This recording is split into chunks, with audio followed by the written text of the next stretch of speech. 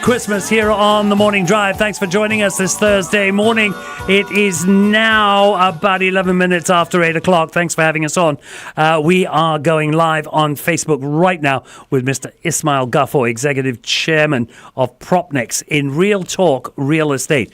We're going to be talking about upgrading condo to condo when it makes sense and how to do it strategically. We're also giving away 5 copies of Ismail's award-winning book, I Am Not Good Enough. You're going to look for a question that will pop up across the bottom of the screen. Answer that question and you could be one of our winners. Ismail, thanks for joining us again on the show. Morning, Mark. It's so really exciting because we missed last week. You did. You were in Seoul. How was Seoul? I think it's really exciting and it was cold, I must say. It was cold. Yeah. Did you catch the snow or did you leave before the snow? I was lucky and not lucky because I really don't like very cold weather. Oh, okay. So the cold bleeds and the snow was just 2 days after and I was happy and thankful. Anyway. Okay, so you missed the snow. All righty. Let's get down to business this morning. Upgrading condo to condo when it makes sense and how to do it strategically. Seriously, what are some of the conditions for private property owners who are thinking of upgrading or right-sizing to another private home? Would a resale property be more realistic and logical option since, you want a roof over your head as quickly as possible, right? Yeah, certainly, Mark. I think quite loaded these questions, right? We're talking about in terms of resale or is it what are the key considerations? Obviously, the first thing in any instance should always be financial and regulatory factors. Okay. Because we cannot run foul of any of these restrictions, limitations, and what is expected if you are buying a property, a second property or transitional property. As long as you own your current property and you want to buy a second property, you are hit with the additional buyer's stamp duty, which is known as ABSD. Therefore, you need to be very familiar with the way that what process you want to do. Right. Yep. So that's one of the key consideration. And always the fact here is this, if you want to buy a second property, even though it is transitional stage, right? But because you already have a commitment of outstanding loan for the current property. Yes. And you have your CPF also being paid towards your current property. Yes. And your next property, if you intend to utilize your CPF, these are not returned to your account because you have not sold your property. Right. So the whole consideration here is how are you going to do this transition? Are you going to sell first? Are you going to buy first? And what are the risk factors? What are the things that will be triggered? So these are a couple of things that one need to definitely be very clear. But more importantly, the other part of the question here is resale or new launch. Yeah, that's the thing. Yeah. One of the greatest advantage of resale, I think, here is this: you have an immediate roof. Yeah. Versus if you want to buy a new launch, it may take 3 years to maybe even up to 4 years for the completion of the construction. Then the key question you have to answer is, where are you going to stay during this period? Does it make sense for people to sell first so that they don't? So if I sell first and then buy, I am not liable for the ABSD. additional. Yes, okay. correct. So does it then make sense for me to sell first, rent, and then buy? Okay. 2 scenarios. If you are going to buy a new launch, you have to rent. Yeah, because it's too long. Yeah, because it's too long a period. Unless, of course, you have got someone, you have your in-laws or you have your second home or an uncle who have a spare home and letting you to stay. If not, we are talking about 2-3 years. So you definitely need a roof. So you have to rent and that makes sense. And especially but that's why some of them opt for resale properties. For resale properties, you can time it such that you can sell your property so that you will not pay the additional stamp duties, having a little bit of an extension for your completion of your property. Right. While you purchase the next resale property and you collect the keys ahead of the time before you vacate your current property. So I have time to move. You have, yeah. That is smart. That is really, really smart. We're going to continue this conversation on Facebook. We're going to find out what Ismail's observations are when it comes to possible motivation or reasons behind switching from condo to condo. Good time. Right, we're on Facebook Live. Guys, make sure you look out for that question that's scrolling across the bottom of your screen. You could win yourself a copy of Ismail Gafoor's award-winning book, I Am Not Good Enough. So, based on your observations, Ismail, what are, say, some of the possible motivations or reasons behind switching from condo to condo? Would you see this as more of a lifestyle change, an investment move? And really, how do you tell the two apart? Mark, I think I would say these are both are intertwined and usually they overlap. People do buy for two broad reasons. Okay. Usually it's lifestyle and as well as the element of investment-driven motivations, because we are talking about not cheap. When we talk about a condo to a condo, there must be a right reason. And people usually, sometimes because a family has grown, they want a bigger space. Yeah. That could be one consideration. Or they also want to right size to a smaller place because of the children would have married and have left the place, and they find it that by buying a smaller house, you have a lower maintenance. Yes. Yep, in terms of monthly expenses and things like that and so on. But people also generally tend to buy and shift is because they may want to preserve the wealth, because your existing property, your lease may have depreciated a fair amount, and they want to have the continued capital appreciation, so they tend to sell an older condo and go to a newer condo, because a newer condo do provide better facilities, a big longer balanced lease period. So a couple of things that come into play, because at the end of the day, what people want here is this: they want to have a better life, enjoying the facilities, and yet hoping for a capital appreciation over time. Which means moving from condo to condo, especially if you're talking about moving from your condo, not to a resale, but to a new condo, it could also be part of your retirement plan. Yeah, but of course, certainly yes. Because it is also the fact that if someone is staying in an existing condo, and we know the condo prices have also moved up in the last 5 years. And therefore, one could also cash out. Imagine that if you have a property that today you could sell it at about 3 million or so, and your outstanding loan is much lesser. Therefore, by selling it, you're able to get ease your cash position, and buying a smaller property, and you may not take such a huge loan, or you can even fully pay up depending on your requirement, but you have cash to live life with whatever you want to do. So there are varied reasons why people may want to shift from a condo to another condo. What are some of the biggest or most common mistakes condo buyers make? Yeah, I think most of the time is not planning. What do you mean? I think it's definitely very, very important to plan first before they make such a shift. Is simply because one of the biggest stress here is do you sell and then buy? And most people have to do that, because if you don't do that, you're triggered with an ABSD. Yeah, of course. And the minute if you don't do that, the risk is too high, because the minute I had to pay a 20% additional stamp duty, it could be a huge financial strain.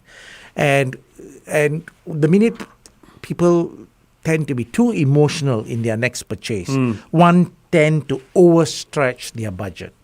Okay. And that's where a lot of things do not fall in place. And sometimes people also tend to forget that the budget need to require for the basic stamp duties, the legal fees. We did talk about it in some of the things. Yes, we have. It's all the other hidden costs that is involved.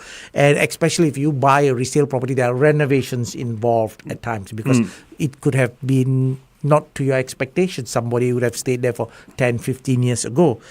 So what is most important in any of the purchase, Mark, is to see what is your exit strategy even before you enter the purchase.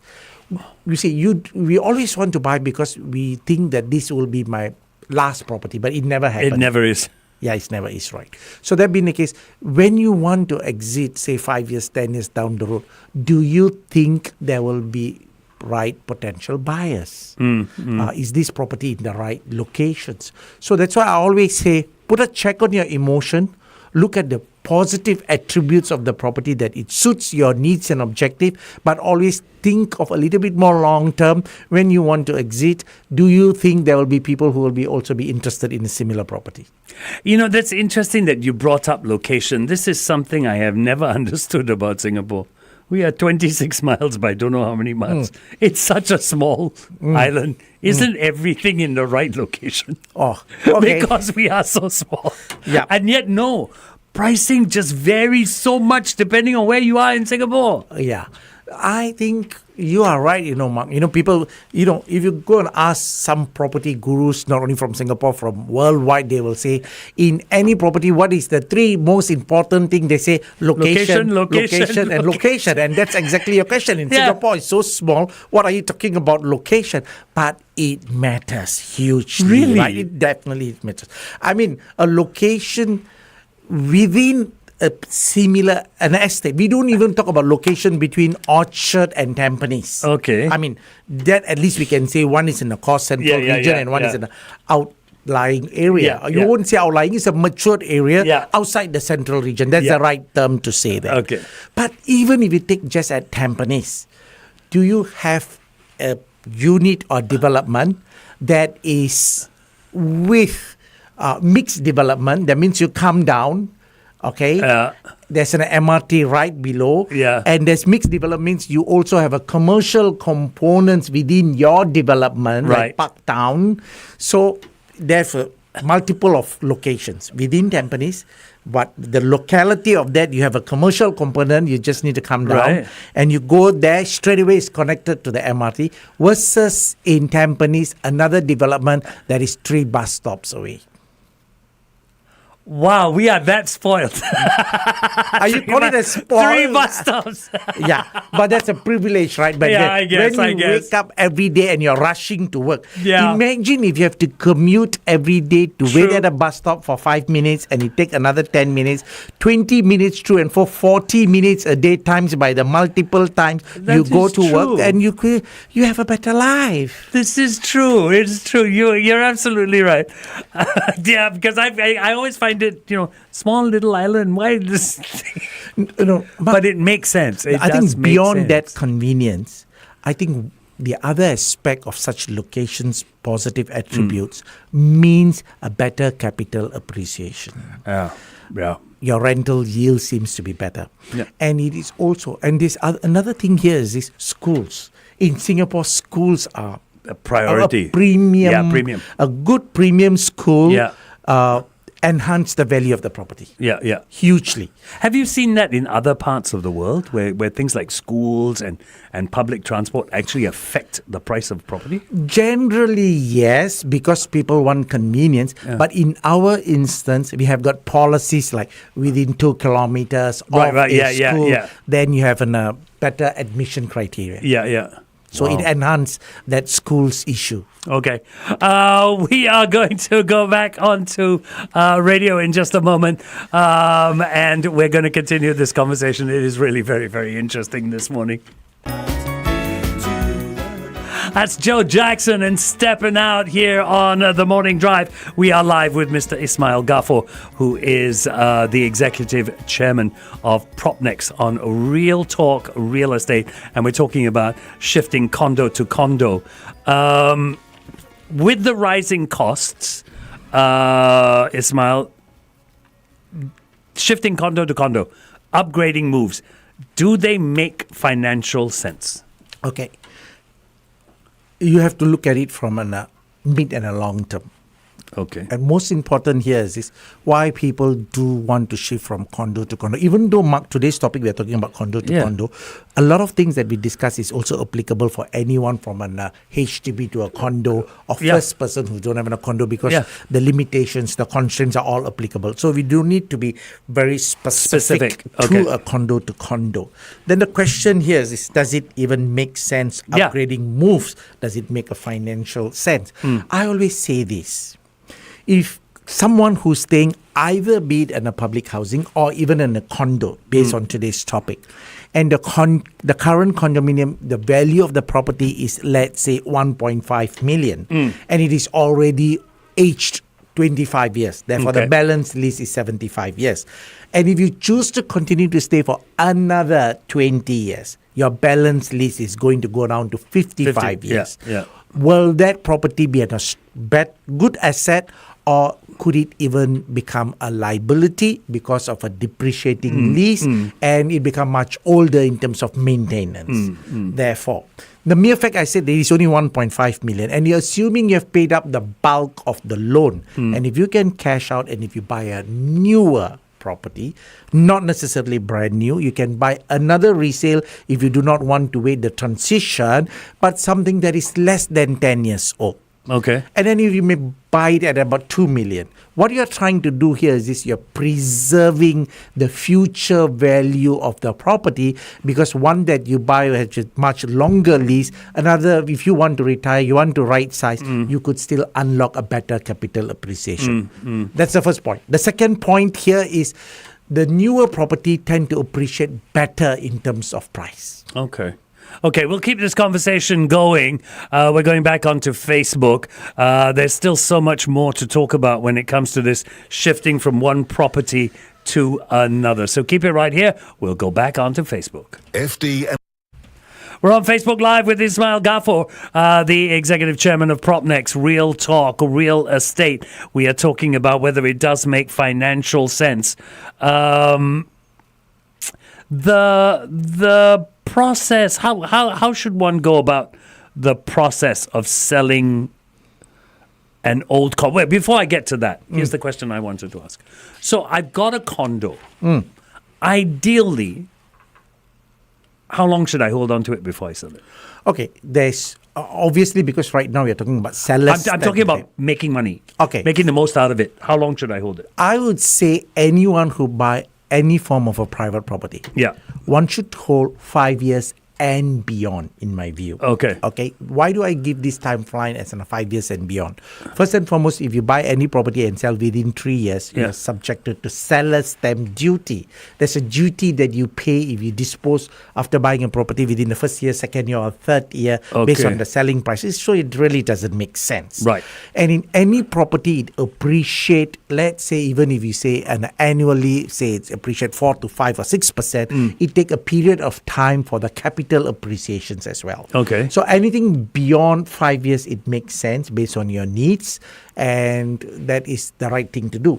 The second thing here is you should always put a check to say that when you buy the property, what is the balance lease? So if you're buying an older condo, you must be mindful.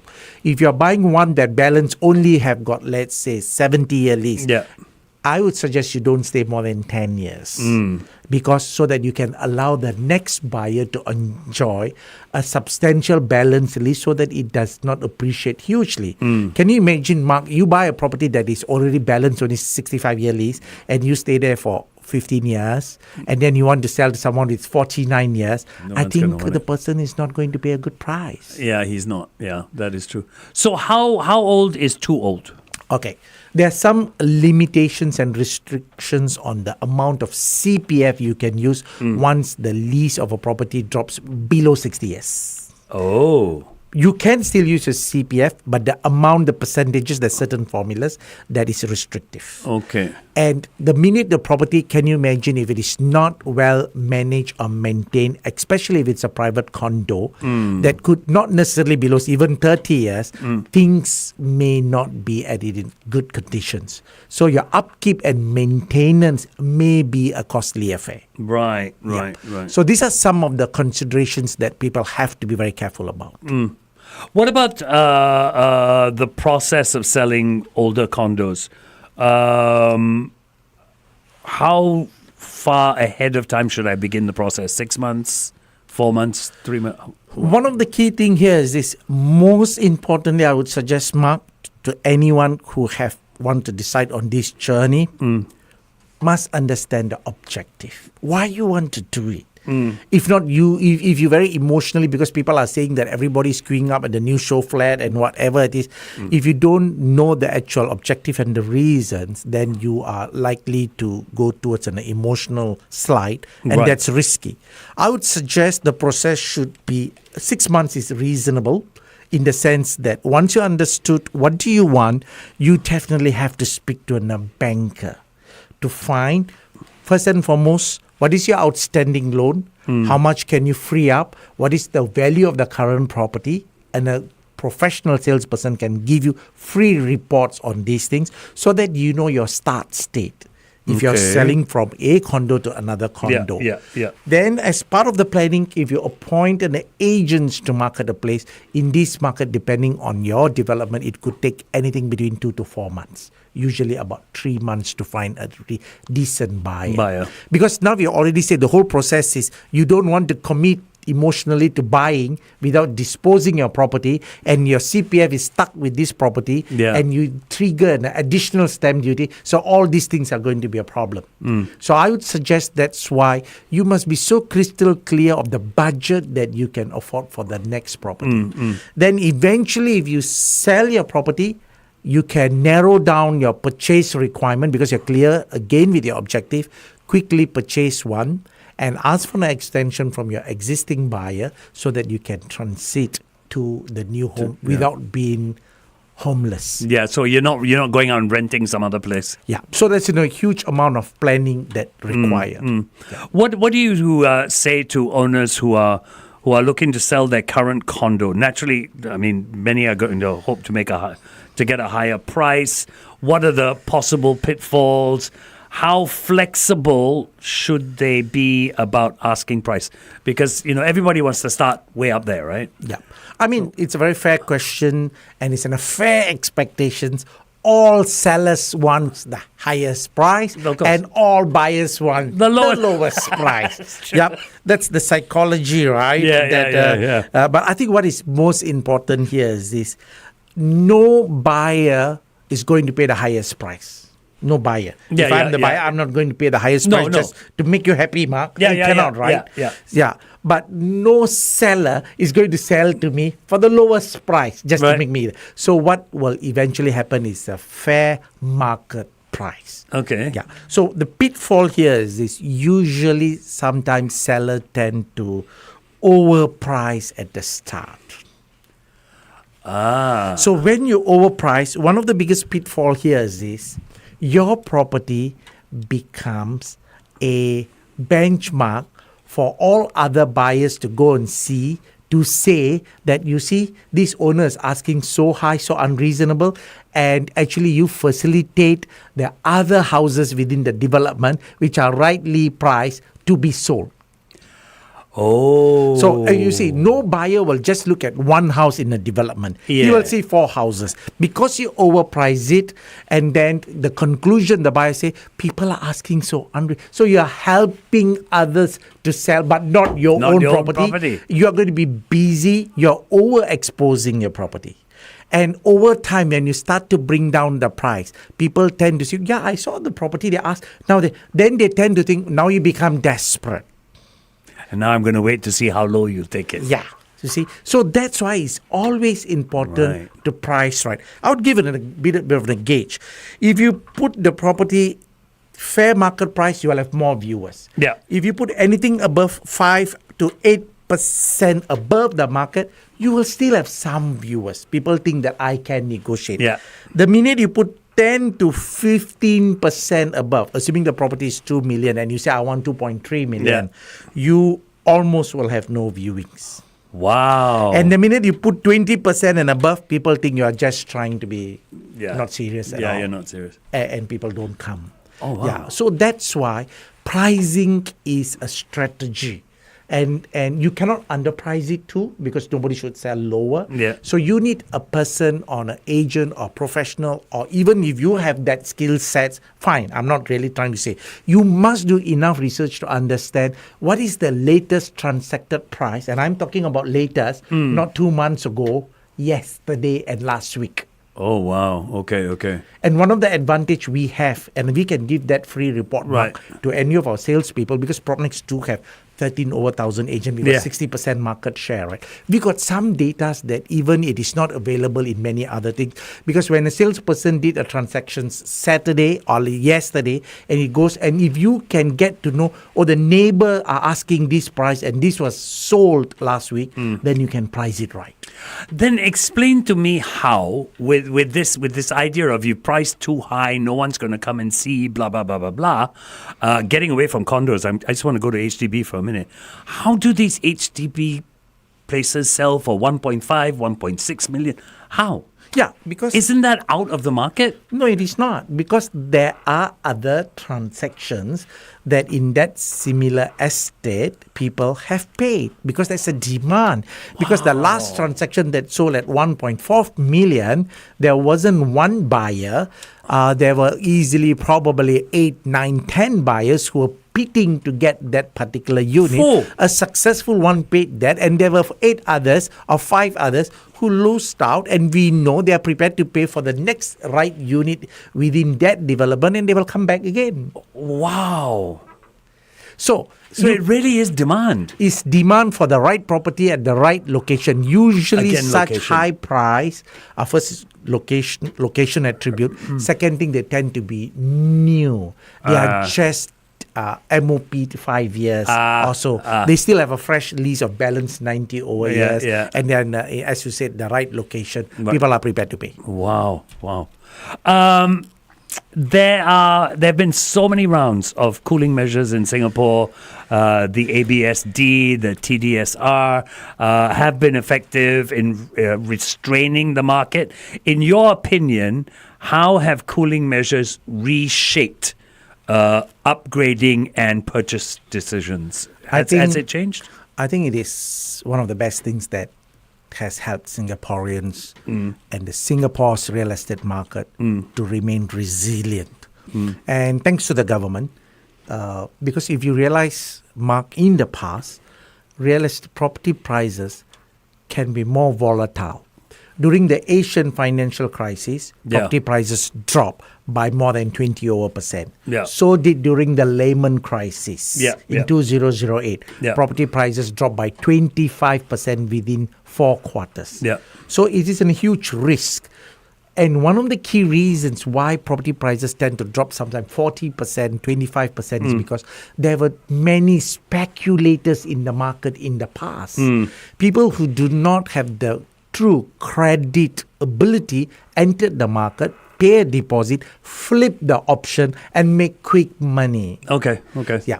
But today, ever since all the cooling measures, we have put in many things in place. Total debt servicing ratio, loan to value, seller stamp duty, additional buyer stamp duty, which means any buyer who enter the markets today have been subjected to a process he or she can afford, and he have to hold on to the property for a period of time, and which have allowed the Singapore's real estate market to be more resilient.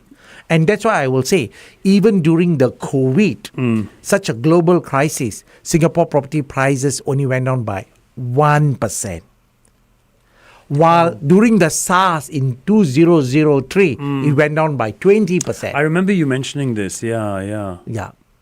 So the cooling measures has helped shape the way the behavior, removing the speculators. You see, one of the very recent cooling measures in 2023 was at a 60% additional stamp duty for foreigners. So what is the government is doing to say that, hey, I want to put Singaporean first, and I will look at the market. If it get too hot, I will cool it. And I always want to focus on first-timers and Singaporeans' interests first. So the way cooling measures become a mechanism to ensure the market is sustainable in the longer period without having huge drop in prices or risk where people enter and they get burnt. Okay, we're going to continue this conversation on radio because there's something I want to bring up, and that's that wonderful term, en bloc. Everybody talks en bloc.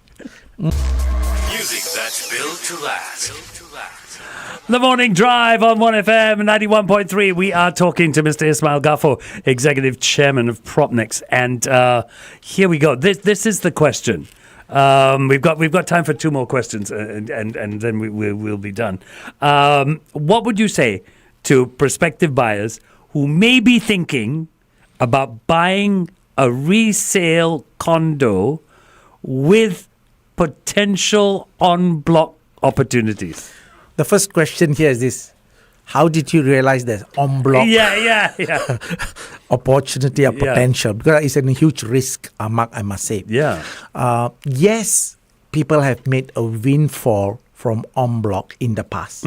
I'm not saying that en bloc cannot take place, but the risk has become higher for anyone who want to speculate on any project or unit hoping for en bloc, because an en bloc can take even 5 years, can even take 15 years. Yeah, it can take forever. Yeah. So, and one of the key things why en bloc is no more as sexy as it used to be is simply because 2 reasons, Mark. Number one, the government is releasing more land sites. Okay. So from a developer perspective, their risk is so much lesser to buy a government-released land purchase, and he can launch and he can move on within a period of time. Right. En bloc, court battles, residents who are not agreeing, then they have to vacate. So all these processes put the risk on the developer much higher. Right. Second thing, and I won't say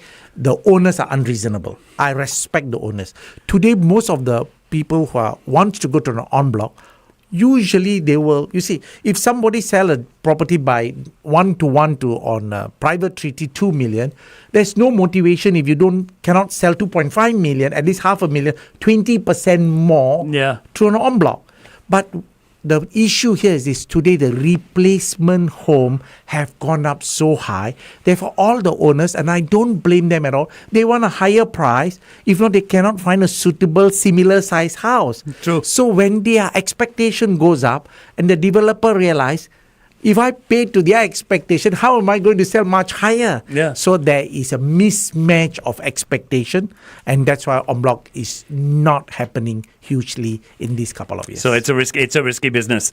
How have interest rates then, interest rate trends, changed buyers' behavior? Will this have an effect on resale property purchase? Lower interest rates on full loan kicks in immediately, rather than on new homes? Yeah, to a fair extent, yes, it's again a fair question, Mark. Because if you look at it, interest rates just 2.5 years ago, at the beginning of 2023, it was at 4.5%. Yeah.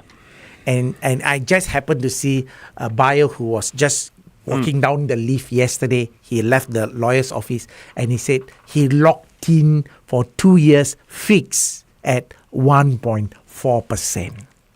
And that was yesterday. Wow. Today we are talking about banks are willing to give at a 2-year locked in for your existing loan, repricing it or refinancing it as low as 1.4%.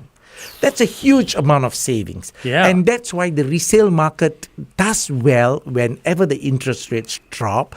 People who straight away buy and they take a complete full loan of the 100%. And if you locked in for 2 years, 3 years at 1.4% versus a 4.5%, the amount of savings is humongous. Yeah. And assuming, we have experienced a low interest rates environment for a stretch of 10 years before it went up to the 4%. So this is definitely an advantage to anyone who's looking at entering the market right now, and we are expecting the interest rates to remain low for the next couple of years. Awesome stuff. Ismail Gafoor, thank you so much for spending time with us this morning. It has been amazing and as always so informative. Thank you so much. Thank you so much, Mark. Every time I enjoy, and next week is going to be my last session. Yes. But I think we're going to focus on landed. Landed is one of the scarce commodity. Everybody want to own a landed, but I want to say they can. Okay, we'll deal with that next week. Don't forget, we have got a Facebook question up there. What is the title of Ismail's book? Answer that question real quick, and you could walk away with a copy of his book. And we have 5 copies to give away. Ismail, thank you very much. It's been Real Talk, Real Estate. 1FM 91.